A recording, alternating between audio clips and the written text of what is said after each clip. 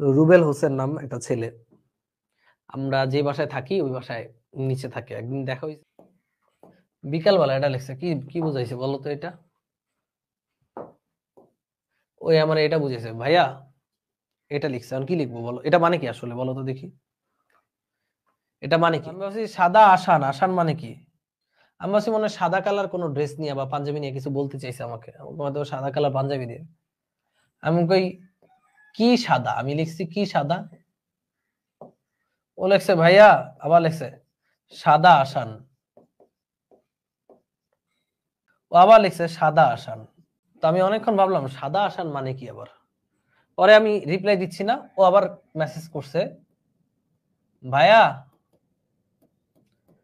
তাড়াতাড়ি সাদা আসান। পরে আমি বুঝি ও তাড়াতাড়ি ছাদে যাব আমি। আমার ছাদে ডাকছে, ও ছাদে আছে, ওর বাপ মা আছে ছাদে, আমার ওর সাথে পরিচয় করে দিবে।